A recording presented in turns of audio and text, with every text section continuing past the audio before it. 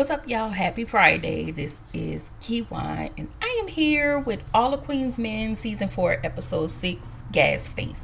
Y'all, I totally forgot to record it yesterday. I really forgot, but I am here today. And thank you to everybody who got me to 100 subs. That's my happy face.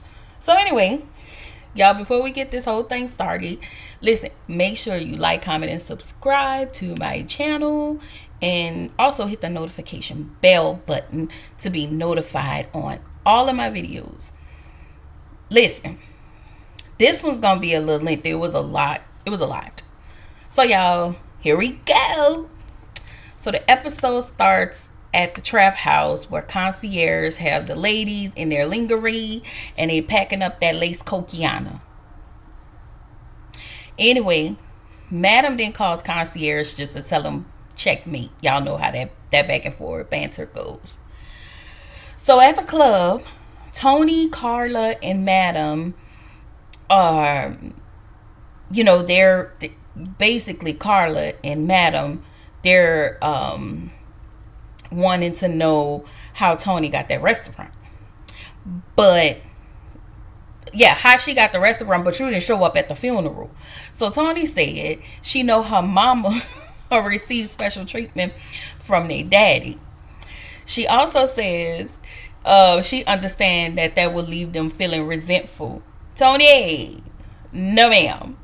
So Madam tells her, ain't nobody worried about your bottom mama, okay? So, and Carla said, I don't give a damn. So, Carla, y'all know who Carla is. Carla is Ronnie. Okay? Ronnie. Y'all know who Ronnie is. Ronnie from the Players Club. So if you're trying to figure it out, Carla is Ronnie. So, Carla then tells Tony she don't deserve Maddie B's because you went to the feds and snitched on their daddy. And Madam was like, Dad? So y'all, Carla tells Tony you won't show up talking about an inheritance. And Carla was like, I know you lying. And while she at it, so soldier, she said, you could kiss all of my aspirin. The pink parts too. Ew. Okay. So Tony claims, y'all, I don't trust her. I've been saying that since she came on the scene. I don't trust her. She claimed she was hoping to salvage a relationship with her sisters. Girl, you are not to be trusted. Let me tell y'all why. Because if you snitched on your own daddy, you dropped a dime on your own daddy, what you gonna do to them? And then you gonna come up missing. Okay?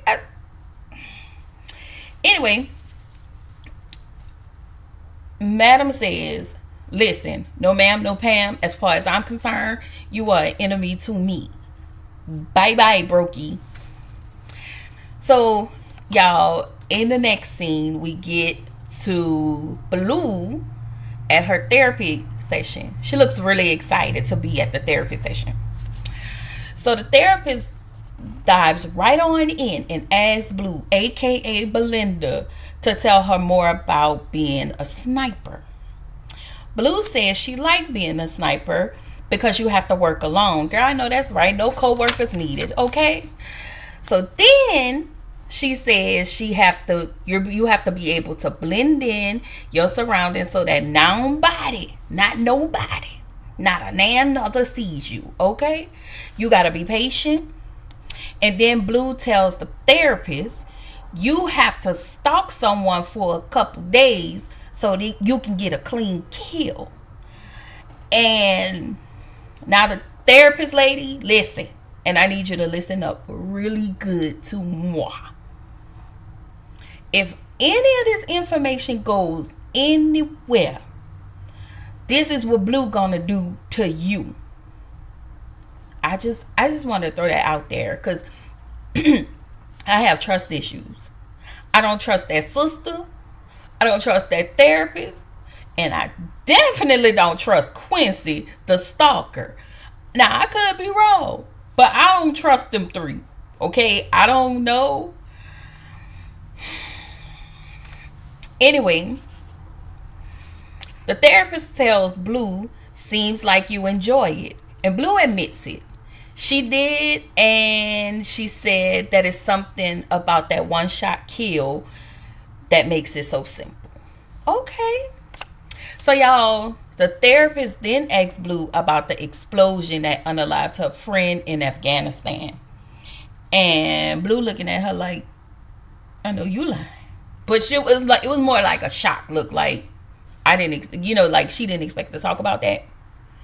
But on a look, like a little side note, real quick, the way Raquel acting is, it's how her facial expression changed when she talked about being a sniper, and then how her facial expression started when she talked about being a sniper, and then how she changed her facial expression when she started talking about her friend that was blown up in Afghanistan.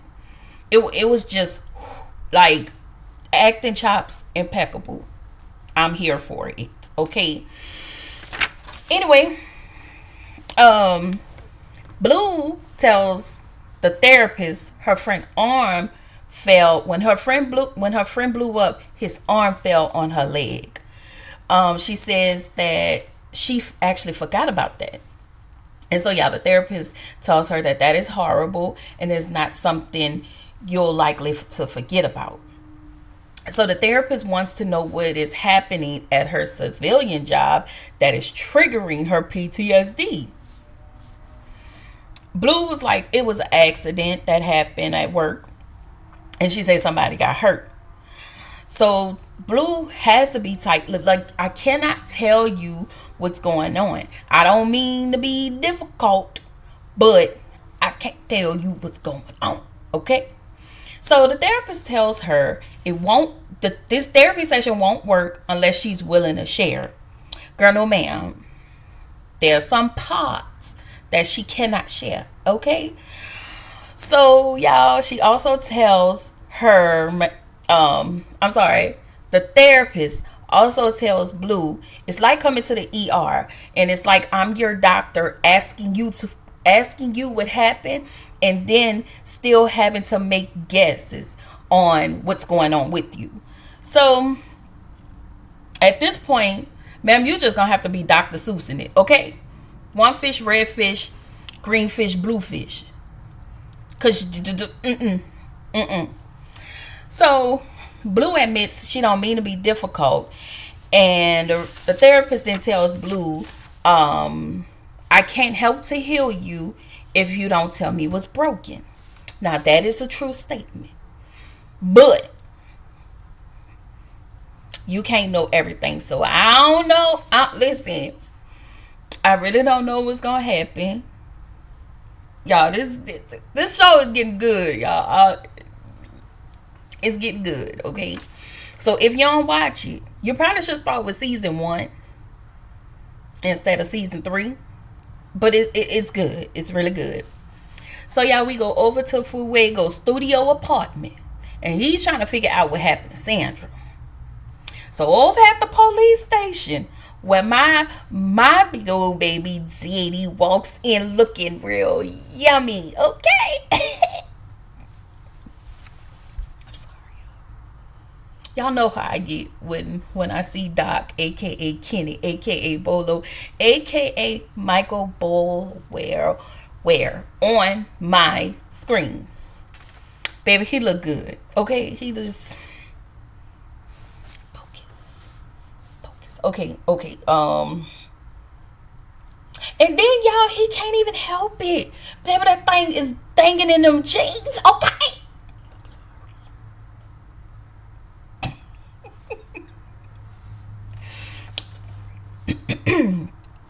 So he see this woman at the computer, at her desk at the computer. So he goes up to her. He was like, "What a bathroom!" And so I I was looking at her like, ma'am, you cheesing just a little bit too hard for my liking. Just show him the bathroom and that's it. That's it. As a matter of fact, don't even look at him. Just do this. The bathroom over there. That's all you need to do. Because, ma'am, you don't make me pop you. Okay? So, So Doc walks up. He turns around to look at her. And he goes back to tell her she has an amazing smile. I'm going to let that slide. She says, thank you. I ain't gonna lie. I would have been like that too. Okay? She says, baby, I go to the orthos every 3 months. And ma'am, I go every 6 months. What's your point? Okay? What's your point? I'm just like, listen, if you know me, you know I love Doc, Michael, Bolo, Kenny. Okay? Y'all, Doc Kenny is his name on this show. Detective Davis is the only one that calls him by his first name.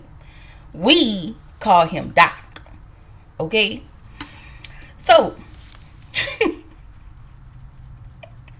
I'm sorry. So he says, I could tell.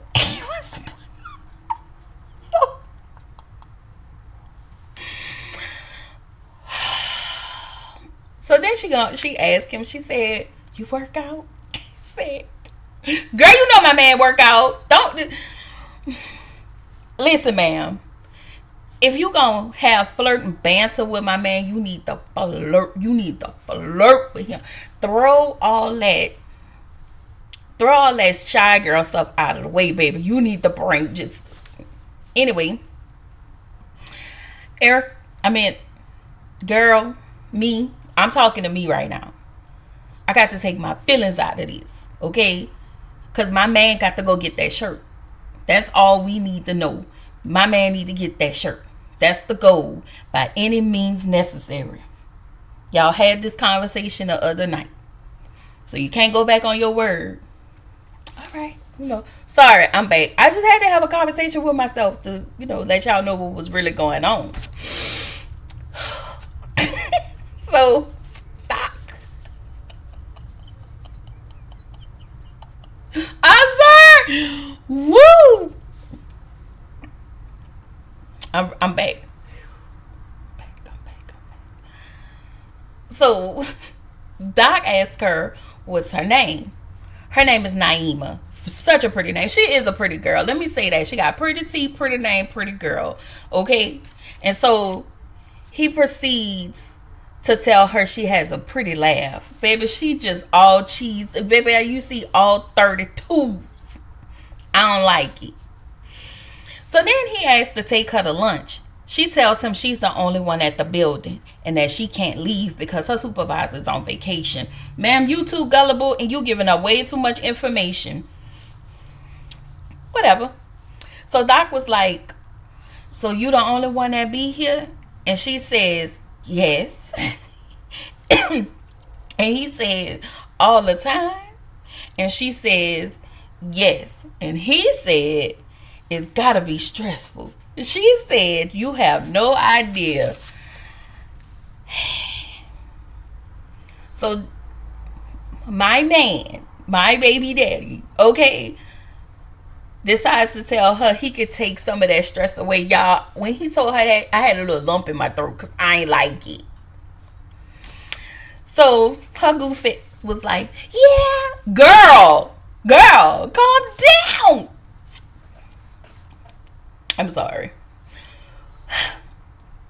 So he tells her he's a dancer at Club Eden and that he's paying his way through college and that she should come out and come to the club and check him out sometime. Baby, Doc finna eat her the okay? Sis is ready. She is hot, piping ready like an oven.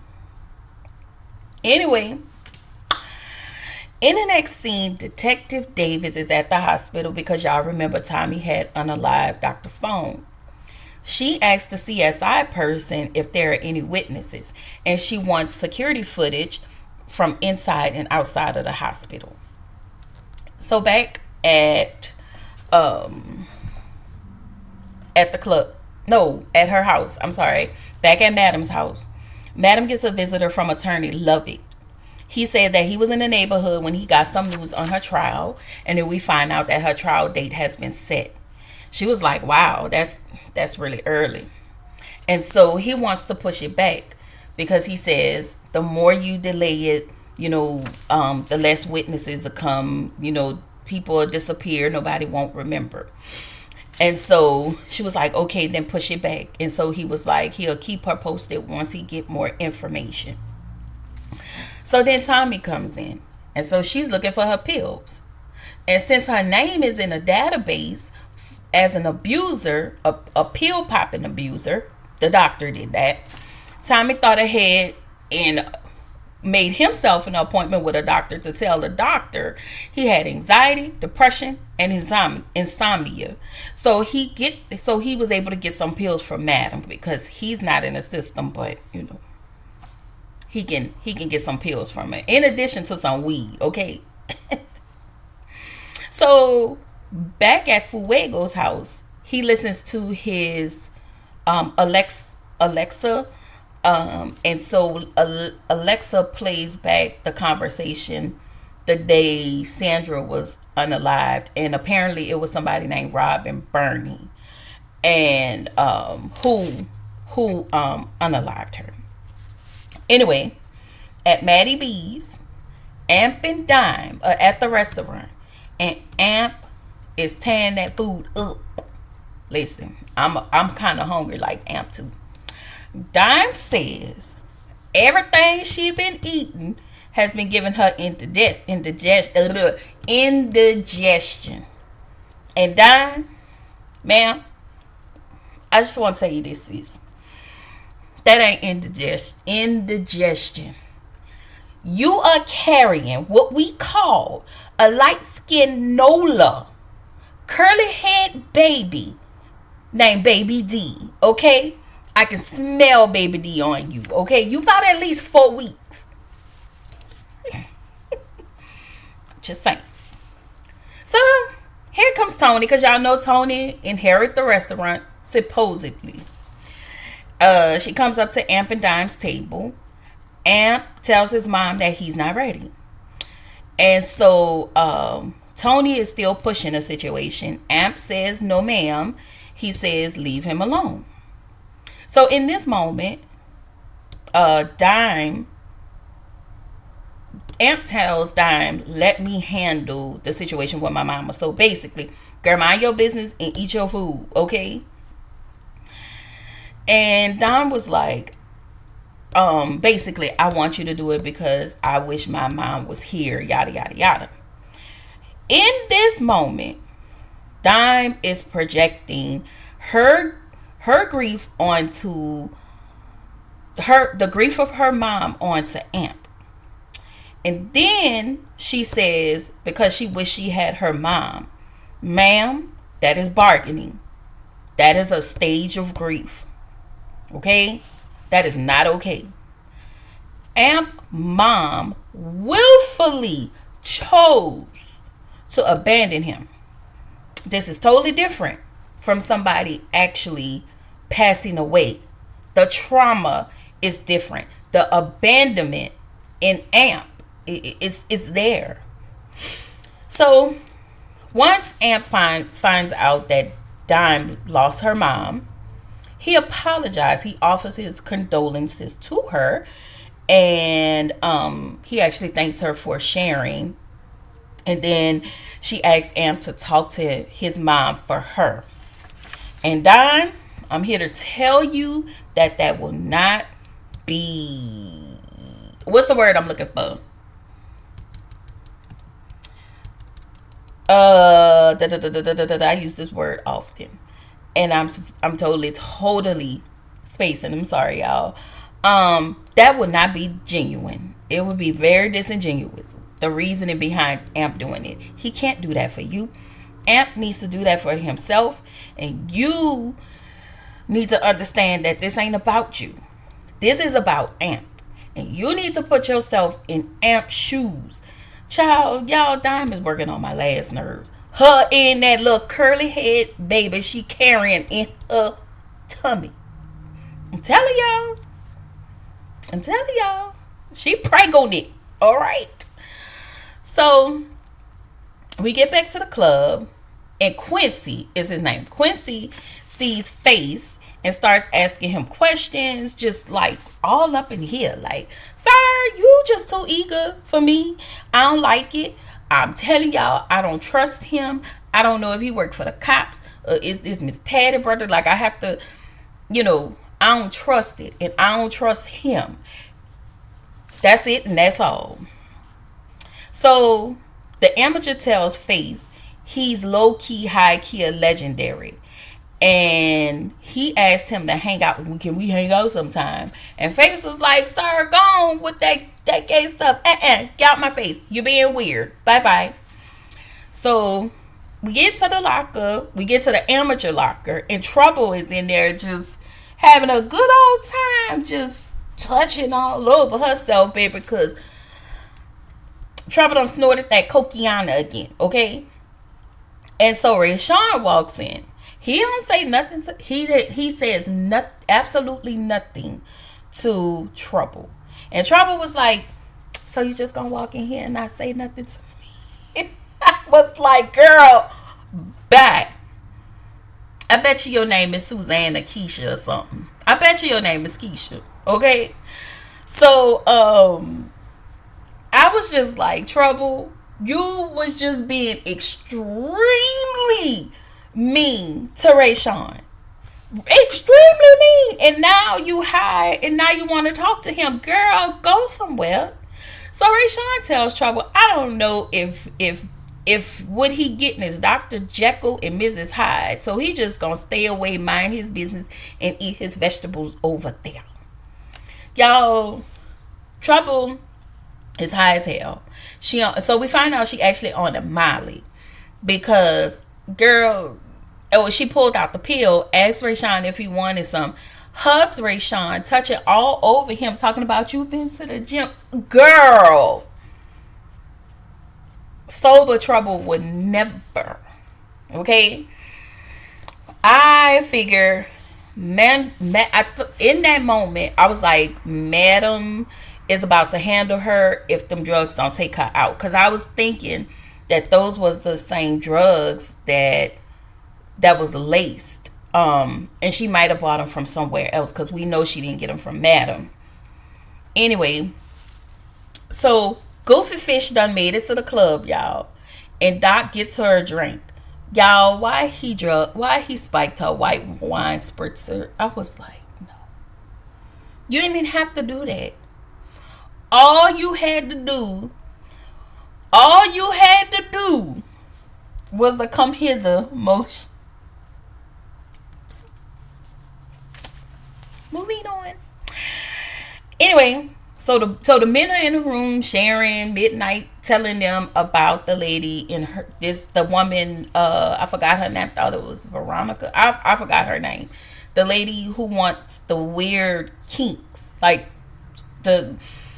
I really believe that woman who wants Midnight to perform those certain kinks on her probably has been grape juice many times, or plum. I'm trying to find a way to say the word molested. Okay, many times. Something traumatic has happened to her because the response, the way she's responding and what she's wanting from Midnight, that is weird to me. She needs help, or either she's trying to set him up. So I figured the way Concierge is doing everything is through her people. He's not gonna touch her. He couldn't get to her dad, so now he's going through her people. So Vicky walks in, y'all. Vicky she works at the club. I don't know if she the bottle girl or what. But she walks in there and offers her services. So y'all, they was like, no, we good over here. I'm good. Midnight was like, come on. Y'all, Vicky is gold, okay? She is gold. So Trouble is out on the dance floor being obnoxious again. And Madam walks up to her and basically just tell Trouble that you're suspended until further notice. So Dime gets on the stage to introduce the men to eat, and nobody comes out. And Blue goes into the locker room to find all of the VIP men passed out because some type of gas came out of their vents in the VIP room. So we get back to the police station. Detective Davis is pissed because the camera footage is gone. Not the outside, not the inside. So that's what she tells DA Rods, and they both agree that it was Madam. Could be not. So, y'all, Madam goes to the VIP room. She's pissed. And let me tell y'all, she mad because her money is on that floor. Passed out. All of them. All 5, 6 of them passed out. So Tommy was like, we need to get out of here. Madam was like, no, get them out of here one by one. This my money on the floor. This my money right here. So Trouble's back in the locker room, packing up her stuff. She's mad because she was suspended. Girl, what you thought was going to happen? Okay? Trouble, you need to grow up. That's just how I feel. I feel like Trouble needs to grow up. You want to act like you want to be a big dog, but you childish. That's just how I feel. So then she looks into Quincy. At this time, Trouble is still high off that Molly. So she looks into Quincy's locker to find pictures of face. Like, it's like a little bitty locker room, but it's a shrine. Pictures on the inside of the door. Like a whole bunch of different pictures. Wherever he's located, all in his locker room. And y'all know he still had them face underwear that he stole out of his locker. I was like, girl, yikes, you a real stalker. I mean, sir, you a real stalker. Now, I don't know. Once again, it always looked one way, but then it turns into something else. I don't know if you a real stalker, or I don't know if you really have it out for him. You trying to take his job, whatever it is you trying to do. But I don't like it. But at the same time, you know, whatever Face get is what he get. Especially what he did to Rayshawn. Like that. I'm still mad about that.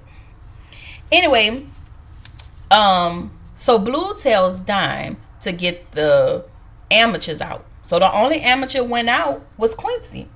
And when I tell y'all Quincy made his money, he did good though. He really did good. So Tommy carries Vicky out, and we find out that she's unalive. But good news, my boo's not unalive. They well, and they ready to hit the stage to Chris Brown's Under the Influence.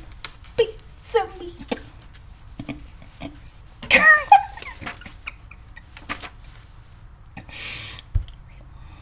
Listen, we gonna pour one out for Vicky, okay? Because, once again, Vicky is gold. Watch the episode. Vicky is gold, okay? So, Goofy Fish at this point is hallucinating off that pill, and Madam knocked her out. So, maybe the chances of Doc getting what he needs, I don't know. So, meanwhile, we get back to Maddie B's. Carla is asking Tony, why are you really here?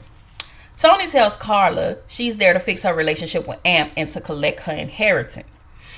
And basically, Carla was like, I don't trust you because you a snitch, you conniving, yada, yada, yada, and she walks off. Well, before that, Tony asked Carla to talk to Madam for her, and Carla was like, "No, ma'am, I'm not talking to Madam for you. Madam don't even want to talk to her. Like, So then after Carla leaves, Tony picks up the phone and calls somebody and was like, soon Madam will be gone and you'll get everything you need. I promise. I told y'all I don't trust her. Now, I don't think it was the daddy. Because the daddy, he really be wanting his daughters to get along. But, child, I don't know who she working for, but I told y'all, her, Quincy, that therapist, who else did I see? I don't trust them. I don't trust them. I don't trust them. I don't trust them. I don't trust them. Y'all know that was Madea family reunion. You can't trust them. You can't trust them. You can't trust them. Vicky, the reason why you don't have a man is you can't find one. You can't find one. Lord, y'all please say a prayer for me. Anyway, Madam Concierge is in his barber chair, getting his face, that beautiful face done in that 24 pack. 20 Sunday.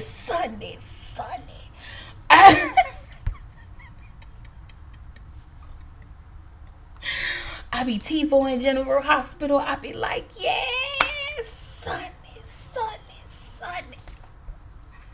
Baby, when I tell y'all, that man is fine. Okay.